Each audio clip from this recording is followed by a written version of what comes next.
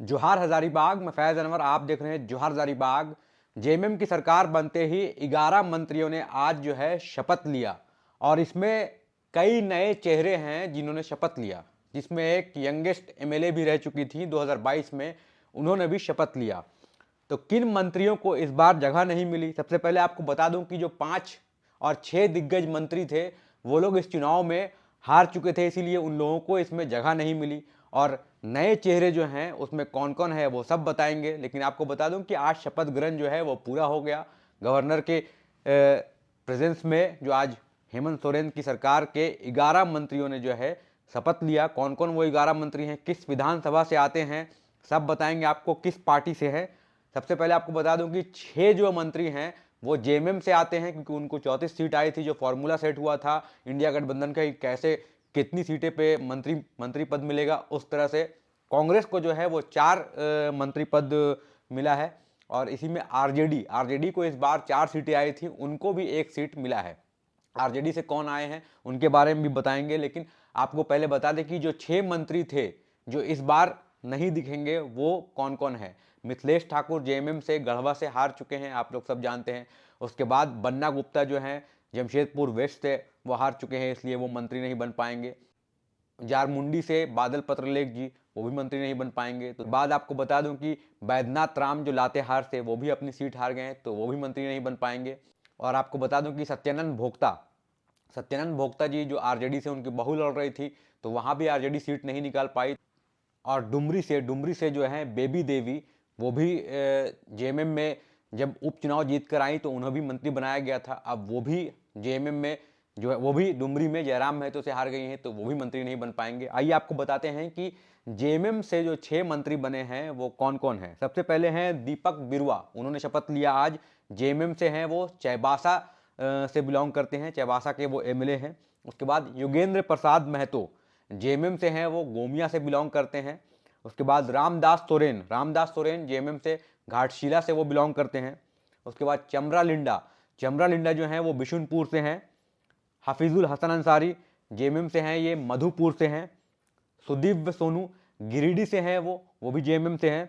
ये 6 मंत्री जो थे वो जेएमएम से थे, दीपक बिरुआ, योगेंद्र प्रसाद महतो, रामदास सोरेन, चमरा लिंडा, हफीजुल हसन अंसारी, सुदीव्य कुमार सोनू।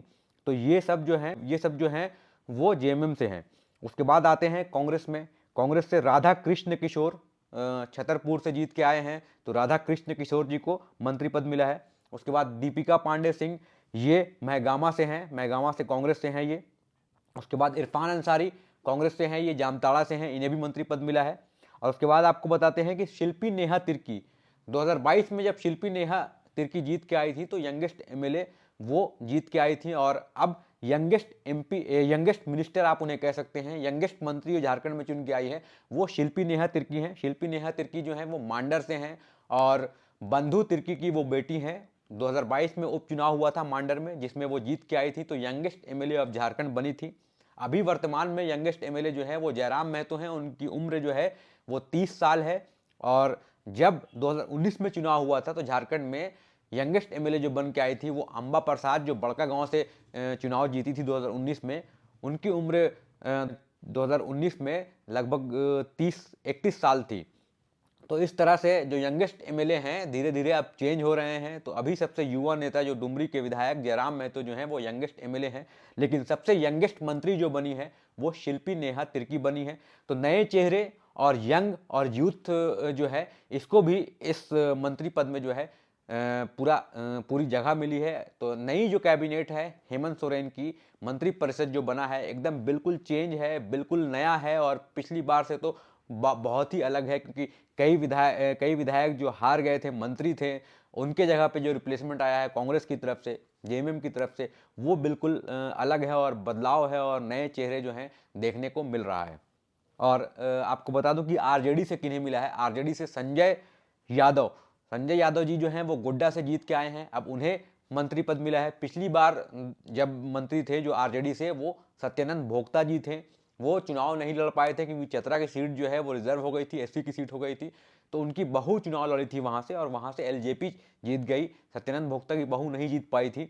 तो इसीलिए आरजेडी से जो अब मंत्री हैं वो चेंज हो गए हैं। इस बार आरजेडी से संजय यादव जो हैं वो गोड्डा से मंत्री हैं। तो यही है, 11 मंत्रियों ने आज जो है शपथ ली राजभवन में हेमंत सोरेन सरकार की तरफ से, जिसमें 6 विधायक जो है, 6 मंत्री जो हैं वो जेएमएम से हैं, 4 मंत्री जो हैं वो कांग्रेस से हैं और 1 मंत्री जो है वो आरजेडी से है। तो ये फॉर्मूला जो है इस नए कैबिनेट में देखने को मिल रहा है।